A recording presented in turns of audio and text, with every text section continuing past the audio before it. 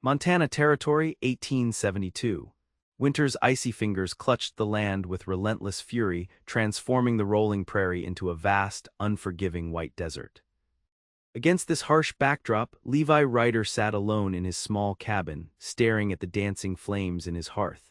At 25, he was already hardened by the frontier's cruel lessons that had taught him the bitter truth. Love was a luxury that men like him couldn't afford. The frontier demanded everything, leaving no room for tender hearts. Outside, the blizzard howled like a wounded beast, rattling the cabin's windows and slipping frigid drafts through every crack.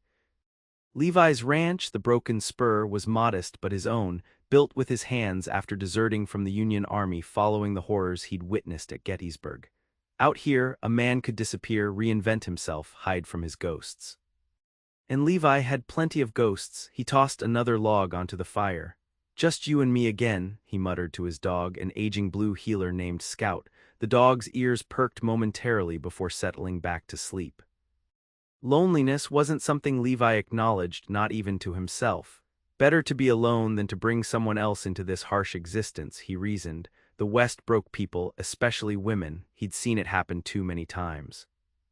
Elegant Eastern ladies arriving with dreams of adventure only to be crushed by the realities of frontier life, the endless work, the isolation, the danger. No, he decided years ago that his path would be solitary. It was safer that way. For everyone, his weathered hands gripped a mug of coffee gone cold. At his age, most men in the territory already had wives and children, but Levi had convinced himself that his destiny was tied to the land alone, to building something that would outlast him, even if no one would carry his name forward.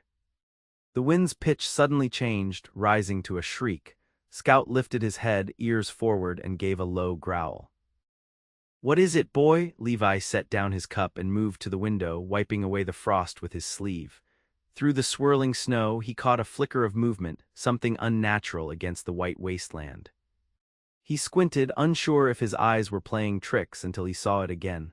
A dark shape struggling against the storm's fury, moving with desperate determination toward his cabin.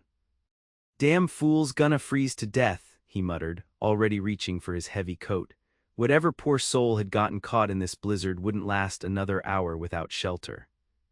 Levi lit a lantern, bundled himself in layers, and stepped out into the howling maelstrom.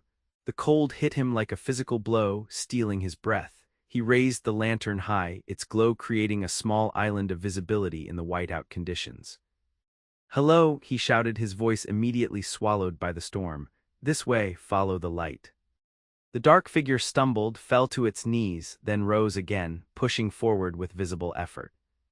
As it drew closer, Levi could make out more details, not a lost cowhand or trapper as he'd expected, but the unmistakable silhouette of a woman, barely visible beneath layers of frozen clothing. Levi rushed forward, slinging an arm around the stranger's waist. "I've got you," he shouted above the wind. "The cabin's just ahead." Together they struggled through knee-deep snow, until finally reaching the cabin door. Once inside, Levi quickly barred the door against the storm and turned to his unexpected visitor. She stood trembling violently, snow melting from her clothes to form puddles on his wooden floor. Her face was mostly hidden by a frozen scarf, but her eyes, a startling shade of blue, were wide with exhaustion and relief. "Ma'am, you need to get those wet things off before you catch your death," Levi said, keeping his distance but gesturing toward the fire. "I'll turn my back, there's blankets on the chair there." When he turned around again, she had shed her outer layers and wrapped herself in his thickest wool blanket.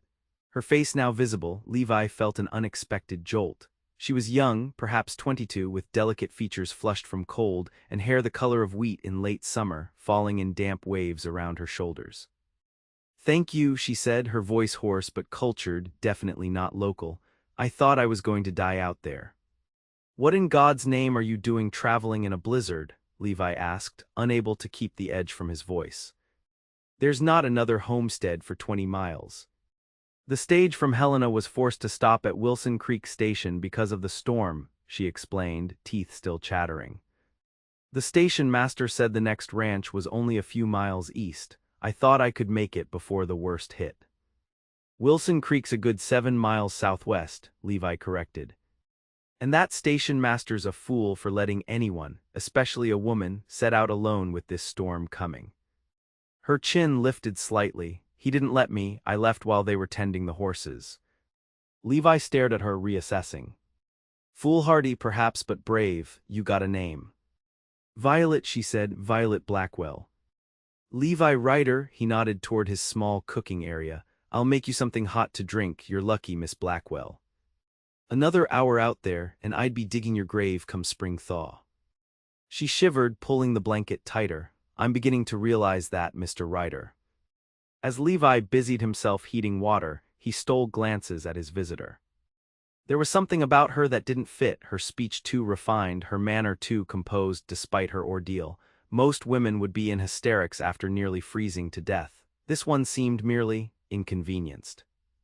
Why were you on that stage, if you don't mind my asking? He questioned, placing a steaming cup of coffee in her hands. Not many women travel alone in these parts, especially in winter. Violet took a sip before answering, I'm looking for someone. In Montana Territory, in February, Levi raised an eyebrow. Some matters can't wait for fair weather, Mr. Ryder, she replied, her gaze direct. I have reason to believe the person I seek is in this region. Levi nodded, not pressing further. Everyone in the West had secrets, himself included. Who was he to pry? Well, you're welcome to wait out the storm here. Could be days, though, he warned. Once it passes, I can take you to the next town. That's very kind, she said, a genuine smile softening her features. I promise not to be a burden. Later that night, with Violet asleep in his bed while he made do with blankets near the fire, Levi found himself unable to sleep. There was something unsettling about having another person in his space after so long alone, especially someone like her, a woman clearly out of place in this harsh territory, yet showing a determination that impressed him despite himself. Little did he know that the storm hadn't just brought a lost traveler to his door, it had delivered the very person who would shatter the careful isolation he'd built around himself. Morning brought no relief from the blizzard's fury. If anything, the storm had intensified overnight. Levi rose early, stoked the fire, and began preparing a simple breakfast of salt pork and biscuits. He worked quietly, trying not to wake his guest, but the small cabin offered little privacy. Good morning, Violet's voice came from behind him. Levi turned to find her standing there, her blonde hair neatly braided, wearing the same dress as yesterday, now dried. Even rumpled from sleep, she carried herself with an undeniable grace. Storm's worse, he said, nodding toward the window where snow had drifted halfway up the glass. Hope you weren't planning to continue your journey today. It appears not. She moved to the window, peering out at the whiteout conditions. I've never seen anything like this. First winter in Montana. First winter west of the Mississippi, she admitted. Though I was warned about the weather. Levi gestured to the small table. Breakfast's almost ready, nothing fancy. They ate in awkward silence, two strangers forced together by circumstance. Levi kept his eyes on his plate, uncomfortable with the intimacy of sharing a meal across such a small table. It had been years since he'd taken breakfast with anyone besides occasional ranch hands. You live here alone? Violet finally asked. Just me and Scout. Levi nodded toward the dog sleeping by the fire. Been that way for 5 years now. No family. None to speak of, he kept his answer deliberately vague. What about you? Anyone waiting for you back east? Something flickered across her face, hesitation, perhaps sadness. No family either, not anymore. The way she said it made Levi suspect there was more to the story, but he didn't press. Everyone he'd met out west was running from something: poverty, the law, memories, or sometimes all three. This person you're looking for, Levi said, changing the subject. Must be important to risk traveling in winter. Violet set down her fork, meeting his gaze directly. It's my husband. The words hit Levi with unexpected force. Of course she was married. A woman like her wouldn't be unattached. Still, he felt a strange disappointment that took him by surprise. He came west last spring, she continued. We had agreed I would join him once he was settled, but his letters stopped coming 3 months ago. The last one was postmarked from Helena. The West swallows men whole sometimes, Levi said carefully. Mining accidents, Indians, outlaws, not to mention fever, snakebite, or just plain getting lost. I'm aware of the dangers, she replied, her voice steady. But Jacob wouldn't simply abandon our correspondence unless something prevented him. He made a promise. Levi nearly smiled at her naivety. Ma'am, Mrs. Blackwell, men make all sorts of promises back east that they can't or won't keep once they taste freedom out here. Some find gold fever more alluring than hearth and home. Her blue eyes flashed with sudden anger. You don't know Jacob, and you certainly don't know me, Mr. Ryder. You're right, he conceded, surprised by her spirit. I apologize. They lapsed into silence again, but now the air between them felt charged with unspoken words. As the day wore on, they established an uneasy routine. Levi tended to necessary chores, bringing in more firewood from the covered stack by the door, checking his small stable where his horses were safely sheltered, melting snow for water. Violet insisted on helping where she could, taking over cooking their midday meal and mending a torn shirt she'd found in his sewing basket. You're handy with a needle, Levi observed, watching her precise stitches. My mother believed every woman should master domestic arts, regardless of station, Violet replied without looking up. Though I doubt she envisioned me using those skills in a one-room cabin during a blizzard. What did she envision for you? Levi found himself genuinely curious. Violet's hands stilled. A suitable marriage, children, society functions, the usual expectations for a daughter of a Boston merchant. And instead you married a man who headed west, Levi noted. That must have disappointed her. My parents died in a fire 2 years ago, Violet said quietly. Before Jacob and I wed, they never knew of him. Levi mentally kicked himself. I'm sorry. She nodded, resuming her sewing. It's why I have to find him. He's all I have left in this world. The simplicity of her statement struck Levi deeply. He understood all too well what it meant to be untethered, to have no one who truly knew you or cared whether you lived or died. It was the life he'd chosen, convinced it was safer that way. Yet hearing her say those words aloud made his chosen solitude seem suddenly hollow. By evening, the storm showed no signs of abating. They sat before the fire, the cabin growing cozy with heat from the well-stoked hearth. Levi had found a battered checkerboard and they played several games, the simple competition easing some of the tension between them. Your move, he said, watching as she studied the board with surprising intensity. Violet made her move, capturing one of his pieces. You mentioned you've been here 5 years. What brought you to Montana? Levi hesitated. He rarely spoke of his past, but something about the howling storm outside and the quiet warmth within the cabin loosened his usual reserve. The war, he finally said. After Gettysburg I needed open spaces, room to breathe. Understanding dawned in her eyes. You deserted. It wasn't a question, and Levi felt a flash of defensiveness. I served for 2 years. Saw things no man should see, did things, he shook his head. Let's just say I paid my dues to both sides. Both sides, her eyebrows lifted. My family owned a small farm in Virginia, he explained reluctantly. When war broke out, my father and older brother joined the Confederacy. I went north, believed in the Union cause. We ended up fighting on opposite sides at Gettysburg. Violet waited silently, seeming to sense there was more to the story. I found my brother among the dead after Pickett's charge, Levi continued, his voice flat. Recognized his boots before his face. That night I walked away, kept walking until I reached the frontier. And your father? Never found out what happened to him. Never went back to find out. Levi moved a checker piece aimlessly. Out here nobody cares which side you fought for. They only care if you can work, if your word is good. Is that why you live so isolated, because of what happened during the war? Her perception unsettled him. I live this way because it suits me, he said more sharply than intended.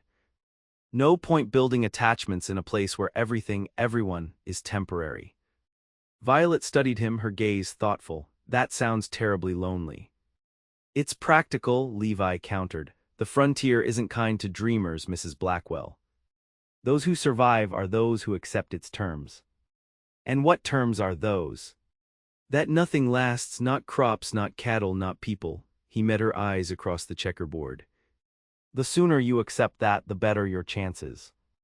Perhaps, she said quietly, or perhaps those who truly survive are those who refuse to let the frontier strip away their humanity, their capacity for hope, for connection. She moved her checker, claiming another of his pieces. I believe that's checkmate, Mr. Ryder. Levi looked down at the board, surprised to find she had indeed outmaneuvered him. As he reset the pieces, he wondered if they were still talking about the game at all. The blizzard lasted 3 days. 3 days of close quarters, of learning each other's habits and histories in the confined space of Levi's cabin. Despite his initial reservations, he found himself growing accustomed to Violet's presence, the soft sound of her humming as she worked, the fresh perspective she brought to conversations, even her gentle corrections when his table manners slipped. On the morning of the 4th day, Levi opened the door to find the storm had finally passed, leaving behind a transformed landscape buried under several feet of pristine snow. The sun blazed in an impossibly blue sky, its light reflecting off the white terrain with blinding brilliance. It's beautiful, Violet said, coming to stand beside him in the doorway. Levi nodded, breathing in the crisp air. Roads will be impassable for days, maybe weeks, but I can get the sleigh ready, take you to town once we dig out a path to the barn. He expected her to be eager to resume her journey, to continue searching for her husband. Instead, she hesitated. Would it be an imposition if I remained here a few more days? She asked. I have nowhere specific to go in town, and at least here I have, she paused, seeming to search for the right word, security. The request surprised him, but Levi found himself nodding before he'd fully considered the implications. Stay as long as you need, could use the help with winter chores anyway. The truth was, the prospect of returning to his solitary existence had suddenly lost its appeal. Something about Violet's presence had awakened a part of him he thought long dead, a desire for human connection beyond the superficial interactions of commerce or necessity. Over the next week, they fell into a comfortable routine. Mornings were spent on essential chores, caring for the livestock, clearing paths through the snow, maintaining the cabin. Afternoons often found them working side by side, Levi repairing equipment while Violet sorted through his meager supplies, organizing them with an efficiency he'd never managed. Evenings were for conversation. Sitting before the fire, they exchanged stories, Violet speaking of Boston's cobblestone streets and gaslit theaters, Levi recounting tales of cattle drives and frontier characters he'd encountered. He found himself laughing more than he had in years, drawn out of his shell by her genuine interest and quick wit. You have a nice laugh, she told him one evening as they shared the last of his precious coffee. You should use it more often. Not much cause for laughing out here, Levi replied, though without his usual bitterness. Perhaps you haven't been looking for the right causes, she suggested. Their eyes met across the small space and Levi felt something shift between them, a dangerous recognition that he quickly suppressed. She was married, searching for her husband, and he was. Damaged goods, unsuited for anything beyond temporary connections. Yet as days stretched into a second week, Levi found himself inventing reasons to delay taking her to town. The snow was still too deep, the horses needed rest. Another storm might be brewing. Each excuse sounded hollow even to his own ears, but Violet never challenged them. It was during this second week that everything changed. They were returning from checking fence lines on the southern pasture, the sleigh cutting smoothly through packed snow. Violet had insisted on accompanying him, bundled in his spare coat and a borrowed hat, her cheeks flushed from cold and exertion. Will your cattle survive the winter? She asked, gazing across the white expanse where his small herd huddled together near a wind break. Most will, Levi replied, lose a few every winter, but that's ranching. Nothing's certain. Like most things in life, she mused. As they approached the cabin, Scout came bounding through the snow, barking excitedly. Behind him, Levi spotted something that made him tense, fresh tracks leading to his door and a horse he didn't recognize tied to his hitching post. Stay in the sleigh, he ordered Violet, reaching for the rifle stowed beneath the seat. Who is it? She asked, sensing his alarm. Don't know, not expecting visitors. Levi climbed down cautiously, rifle at the ready. Scout come. The dog trotted to his side as Levi approached the cabin. Before he reached the door, it swung open, revealing a bearded man in a snow-dusted coat. The stranger raised his hand slowly when he spotted the rifle. "Easy there, friend, just seeking shelter from the cold." Levi kept the rifle trained on the man. "State your business." "Name's Marshall Webb.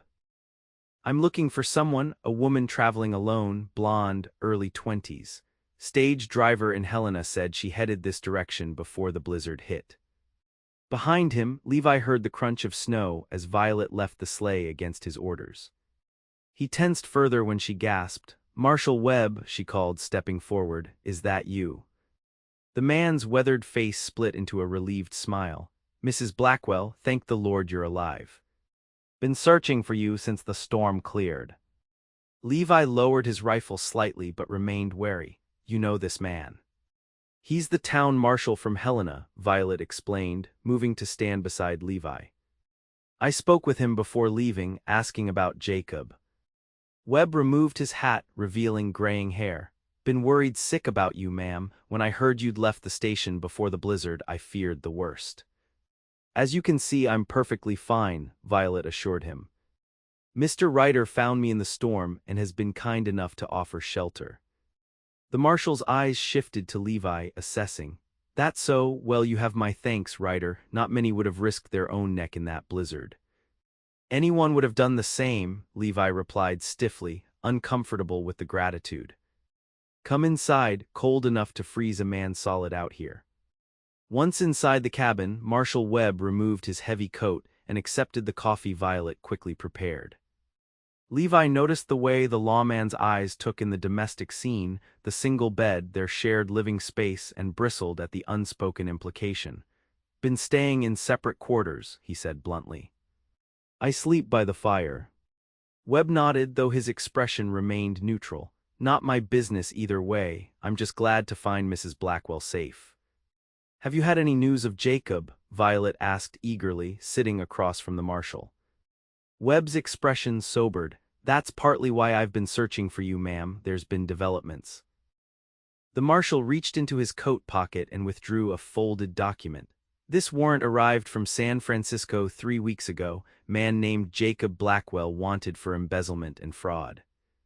Description matches the fellow you've been asking about." Violet stared at the paper, her face draining of color. "There must be some mistake. Jacob would never." "There's more," Webb continued gently. "While investigating, I discovered he registered at the Helena Grand Hotel last October with a woman he introduced as his wife. Dark-haired woman, not blonde like yourself." The silence that followed was deafening. Levi watched as Violet's hands began to tremble, her eyes fixed on the warrant. "The charges are serious," Webb added. "He allegedly swindled a banking house out of nearly $50,000 before disappearing west. The Pinkerton agency has men looking for him throughout the territories." "I don't believe it," Violet whispered, though her voice lacked conviction. "There must be an explanation." Webb sighed heavily. "Mrs. Blackwell, I need to ask, are you involved in any way with your husband's financial dealings?" "Of course not," the color rushed back to her face. "I knew nothing of this, nothing at all." "I believe you," the marshal assured her. "But others might not be so understanding. These Pinkerton men, they're persistent. If they find you, they'll have questions, difficult ones." Levi, who had remained silent during this exchange, finally spoke. "What are you suggesting, Marshal?" "I'm suggesting Mrs. Blackwell might want to consider returning east immediately before her connection to a wanted man becomes common knowledge." Webb looked at Violet with genuine concern. "Frontier justice isn't always just, ma'am, especially for a woman associated with a swindler." Violet sat perfectly still, her composure remarkable given the circumstances. "I have nowhere to return to," she said finally. "Our Boston house was sold before I left. All my belongings, my savings, everything is with Jacob." The implications settled heavily in the room. She was destitute, possibly in danger, and stranded in an unfamiliar territory. Levi felt a surge of protective anger toward the unknown man who had abandoned her to such a fate. "You can stay here," he said abruptly, surprising even himself. "Until you figure things out." Both Violet and the marshal looked at him with varying degrees of astonishment. "That's very kind, Mr. Ryder," Violet began, "but I couldn't impose." It's not an imposition, Levi interrupted. You've already proven useful around here, and there's plenty of work come spring. Marshal Webb studied him thoughtfully. Generous offer, Ryder, though some might question your motives. Let them question, Levi replied coldly. I'm not answerable to gossips. It's your decision, Mrs. Blackwell, Webb said, turning back to Violet. But if you do stay, you should know the Pinkertons will eventually come asking questions in these parts. Violet straightened her shoulders, a quiet dignity in her bearing despite the shocking revelations. Thank you for bringing me this information, Marshal, difficult as it is to hear. I need time to consider my options. Of course, Webb rose, reaching for his coat. I'll be heading back to Helena tomorrow. If you decide to leave with me, the offer stands. After the Marshal departed, promising to return the next day for her answer, a heavy silence fell over the cabin. Levi busied himself with stoking the fire, giving Violet space to process the devastating news. I feel such a fool, she finally said, her voice so quiet he barely heard it. Levi turned to find her still sitting at the table, the warrant clutched in her hands. Her face showed no tears, only a terrible, blank shock. You couldn't have known, he offered awkwardly. Couldn't I? Her laugh was bitter, unlike anything he'd heard from her before. There were signs. His reluctance to discuss his business dealings, the sudden decision to go west, the way he insisted I wait to join him. She shook her head. I chose not to see them because I was desperate not to be alone again after my parents died. Levi sat across from her, uncertain how to provide comfort but feeling compelled to try. We all have blindnesses when it comes to people we care for. The worst part, she continued as if he hadn't spoken, is that I'm not even surprised, not truly. Deep down, I think I always knew Jacob wasn't the man he presented himself to be. Her eyes lifted to meet Levi's. That's why I came west in winter, against all sense. Not just to find him, but to confirm what I already suspected. Something in her confession resonated with Levi, the painful recognition of one's own self-deception. Hadn't he done the same, telling himself that isolation was strength when it was really just fear? What will you do? He asked after a moment. Violet carefully folded the warrant and set it aside. I don't know. I have no home, no money, no family. My reputation will be ruined once Jacob's crimes become widely known. You still have choices, Levi said firmly. My offer stands. You can stay here, work the ranch with me. No one needs to know your connection to Blackwell. Why would you do that? She asked, searching his face. You barely know me. Levi struggled to articulate what had been growing in him over the past weeks. Because in 10 days you've brought more life to this place than it's seen in 5 years. Because you're strong and capable and don't deserve what's happened to you. He paused, then added more quietly, and because I've grown accustomed to your company. It was as close as he could come to admitting the truth, that her presence had awakened something in him he'd thought permanently extinguished. That the prospect of returning to his solitary existence now seemed unbearable. Violet studied him, her expression unreadable. I need time to think. Take all the time you need, Levi replied, rising from the table. I'll be out checking on the horses. The next morning, Marshal Webb returned as promised. Levi deliberately made himself scarce, chopping wood at a distance from the cabin while Violet spoke privately with the lawman. He tried not to watch as they conversed on the porch, but found his eyes drawn repeatedly to her slender figure, wondering what decision she had reached. When Webb finally mounted his horse to leave, Levi set down his axe and approached the cabin, his heart pounding with an anxiety he hadn't felt in years. Violet stood on the porch, watching the marshal disappear into the distance. When she turned to face Levi, her expression gave nothing away. You're staying, he said, reading the answer in her posture before she spoke. She nodded, for now, until spring at least. A small smile touched her lips. The marshal thinks I'm being foolish, risking my reputation by remaining here unchaperoned. And what did you tell him? That my reputation is already forfeit as the wife of a fugitive swindler, she replied with surprising lightness. Besides, there are worse things than scandal. Like what? Levi asked, climbing the porch steps to stand beside her. Like spending your life afraid to trust again, she said simply. Like allowing one betrayal to define your future. Her words struck him deeply. Wasn't that exactly what he had done after the war? Let betrayal and loss define his entire existence, convinced that connection only led to pain. The marshal also told me something else, Violet continued, her gaze steady, that you have a reputation around these parts as an honorable man, distant and private but fair in your dealings. Levi felt oddly exposed by this assessment. Webb doesn't know me. Perhaps better than you think, she countered. He said the territory needs more men like you, men who build rather than destroy. Something in her words pierced the armor Levi had constructed around himself. The idea that he might be seen as a builder rather than what he had feared, a destroyer like the soldier he'd once been, was strangely moving. If you're staying, he said, changing the subject, we should discuss arrangements. The cabin's small, but I can add a partition for privacy. That won't be necessary for now, Violet replied. The current arrangement works well enough. Though perhaps in spring. She left the thought unfinished, but Levi understood the implication. In spring, decisions would need to be made about more permanent solutions. For now, they would continue as they had been, two wounded souls sharing space, rebuilding their lives one day at a time. The weeks that followed brought a gradual thaw, both in the Montana landscape and in Levi's carefully guarded heart. As winter slowly released its grip, revealing patches of muddy earth and the first tender shoots of new grass, he found himself changing in ways he hadn't anticipated. Small transformations marked this shift. He began taking greater care with his appearance, trimming his beard neatly and mending tears in his clothing. The cabin, once merely functional, was now kept meticulously clean, with small touches of comfort appearing, a vase of dried grasses on the table, rugs woven from scrap fabric to warm the floors. More profound was the change in his outlook. The future, once merely a bleak continuation of solitary existence, now held possibilities. They spoke of spring planting, of expanding the garden, of perhaps acquiring dairy cows. Each conversation contained the unspoken assumption that Violet would be present for these developments.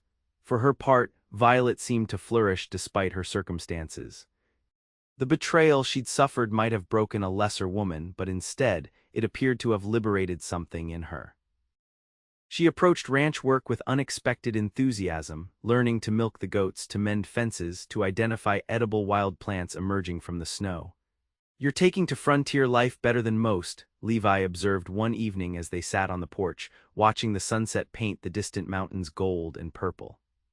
Perhaps because I've chosen it this time, she replied thoughtfully. Before I was merely following Jacob's path, now I'm creating my own. Levi nodded, understanding perfectly. Freedom to choose makes all the difference. Is that why you came west, she asked, for freedom? Partly, he admitted, though I didn't recognize it as such at first. Thought I was just running away. And now? He considered the question seriously. Now I think I was running toward something without knowing it, a place where I could build rather than destroy. Violet smiled, recognizing her own words from weeks earlier. It suits you being a builder. Their gazes met, held for a moment longer than necessary. In that look lay unspoken possibilities, a future neither had anticipated when fate brought them together in a blizzard. The spell was broken by Scout's sudden barking. Both turned to see two riders approaching from the east, silhouetted against the darkening sky. Expecting visitors? Violet asked, tension evident in her voice. Levi shook his head, instinctively reaching for the rifle he kept by the door. Stay inside. No, she said firmly, we face whatever this is together. The determination in her voice left no room for argument. Levi nodded and they stood side by side as the riders approached. As the men drew closer, Levi could make out their features, one older with a thick mustache, the other younger but with a hard set to his jaw. Both were well-dressed despite trail dust, their horses' quality stock. Pinkerton men, he muttered to Violet, has to be. The riders reined in before the porch, touching the brims of their hats in perfunctory greeting. Evening, the older one said, this the Ryder ranch. It is, Levi replied cautiously. I'm Levi Ryder. Agents Harland and Pike, Pinkerton National Detective Agency, the man said, producing a badge from his coat. We're seeking information on a fugitive named Jacob Blackwell. Trail leads to this region. Though Violet stood perfectly still beside him, Levi could sense her tension. "Don't know any Blackwell," he said truthfully. "Don't get many visitors this far out." The younger agent's eyes had fixed on Violet. "Ma'am, might we have your name?" Before she could answer, Levi stepped slightly forward. "This is my wife, Violet Ryder." The words hung in the air, surprising even himself. Beside him, Violet gave no reaction, maintaining remarkable composure. The older agent consulted a notebook. "Interesting. We have reports of a Violet Blackwell arriving by stage in Helena some weeks back, asking questions about a man matching our fugitive's description." "As I said," Levi repeated calmly, "we don't know any Blackwell." The agents exchanged glances. "Mind if we step inside, ask a few more questions?" "I do mind," Levi replied. "Been working since dawn, about to have our supper. Whatever questions you have can be asked right here." A tense silence followed, broken only when Violet finally spoke. "Gentlemen, I can assure you we know nothing of your fugitive. My husband and I have been married these past 3 years and have lived quietly on this ranch the entire time." The calm certainty in her voice was remarkable. She had spoken the lie as if it were absolute truth, without a tremor or hesitation. The older agent studied them both, clearly suspicious but lacking evidence to press further. "Very well, we'll be staying in the area for some time. If you hear anything about Blackwell, there's a substantial reward for information leading to his capture." "We'll keep that in mind," Levi said, his hand still resting near his rifle. After the agents departed, neither Levi nor Violet spoke immediately. They remained on the porch until the riders were tiny dots on the horizon, the tension slowly draining from their bodies. "Why did you do that?" Violet finally asked, turning to face him. "Call me your wife." Levi met her gaze directly. "Seemed the simplest explanation for your presence here. Less questions that way." "Is that the only reason?" Her eyes searched his. The moment stretched between them, pregnant with possibility. Levi knew he stood at a crossroads: continue with the safe half-truth or acknowledge what had been growing between them. "No," he admitted quietly, "not the only reason." Violet took a step closer. "Those men will be back, they'll ask around, the lie won't hold." "It doesn't have to be a lie," Levi said, the words emerging before he could reconsider them. "Not if you're willing." Her eyes widened slightly. "Levi Ryder, are you proposing marriage?" "Doing a poor job of it, apparently," he said with a self-deprecating smile. "But yes, I suppose I am." "I'm still legally married to Jacob," she reminded him, though her expression had softened. "A man who abandoned you and committed fraud in your name," Levi countered. "In the eyes of frontier law, that's grounds enough for dissolution." "Is that why you're asking, for the sake of frontier law?" Levi shook his head, finding courage to speak what had been in his heart for weeks. "I'm asking because when you arrived, this place was just shelter from the elements. Now it's becoming a home, because I've spent 5 years convincing myself I was better off alone, and in less than 2 months you've proven that entirely wrong." He took her hands in his, surprised to find they were trembling slightly. "I'm asking because the thought of you leaving tears something open inside me that I didn't know could still feel pain." Violet's eyes glistened with unshed tears. "This is madness, we barely know each other."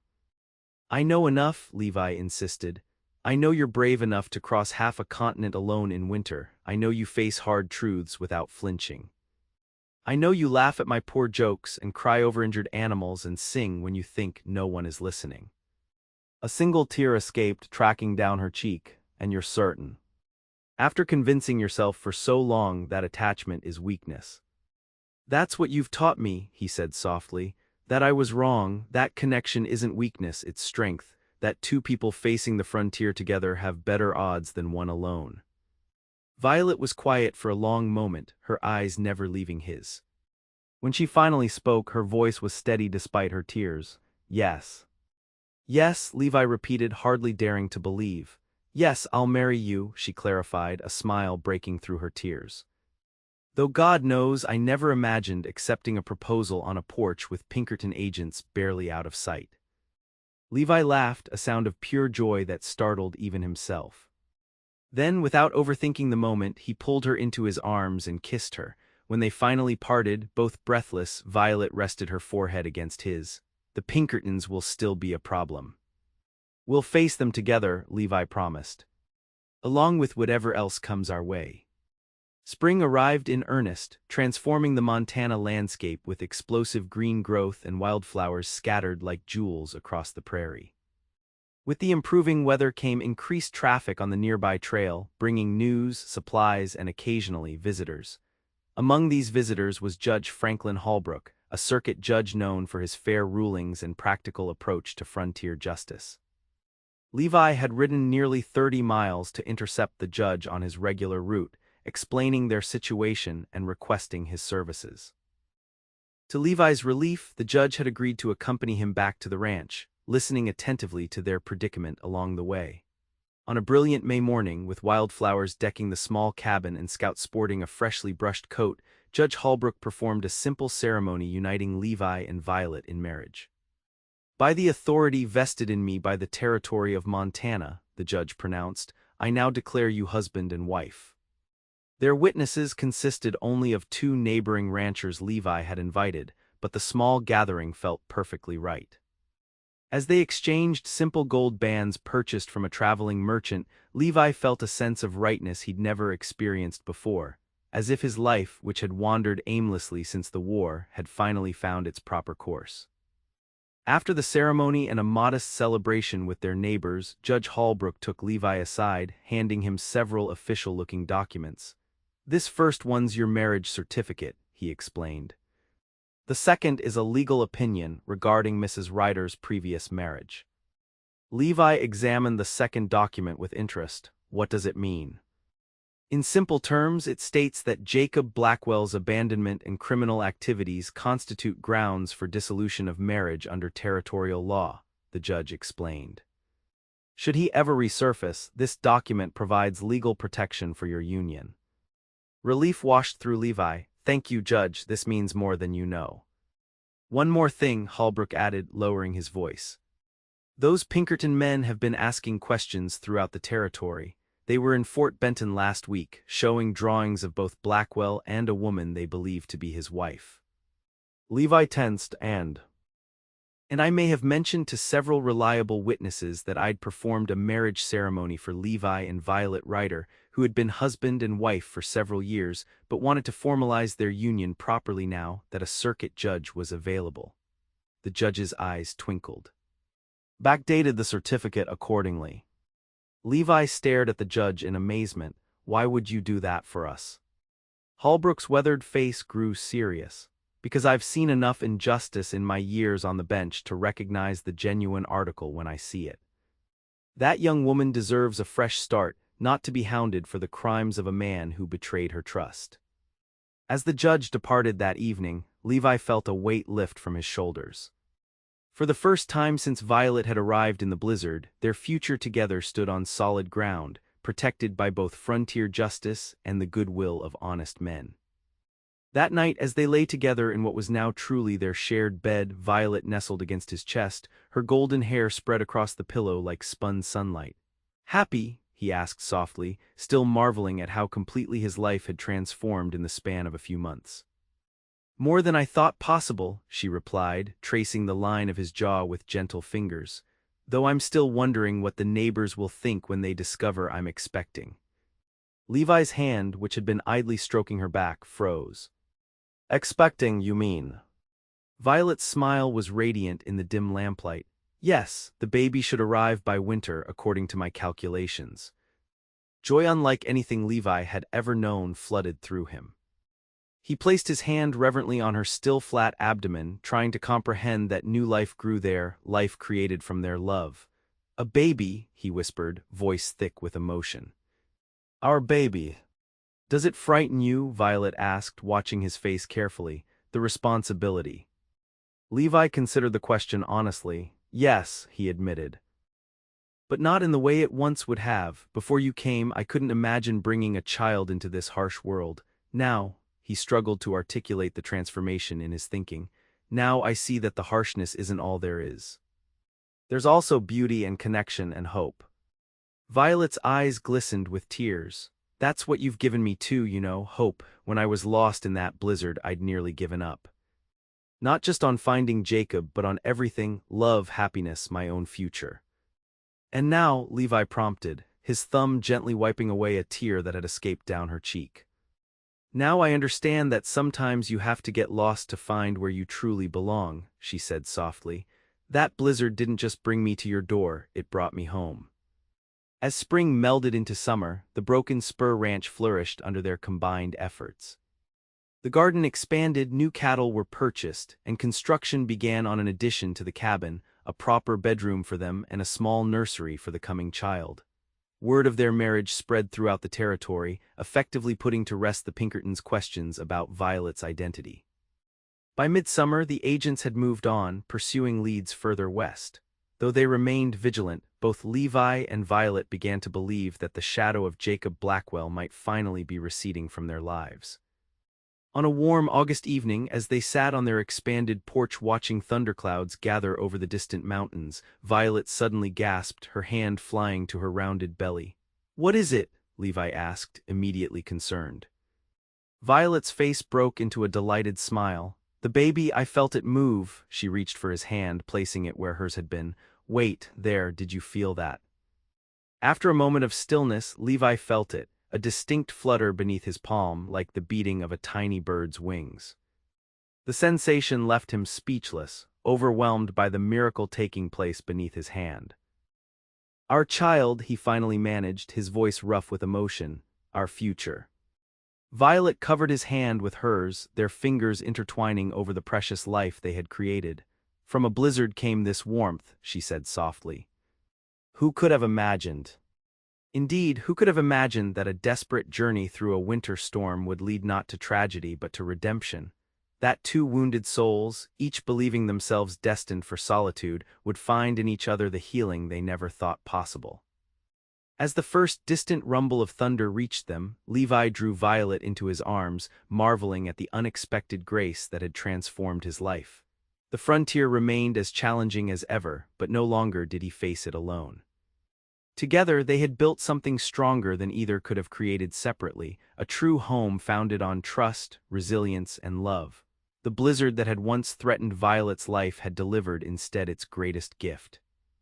And what she had brought to his isolated existence, her courage, her warmth, her unwavering belief in new beginnings, had changed Levi Ryder's life forever.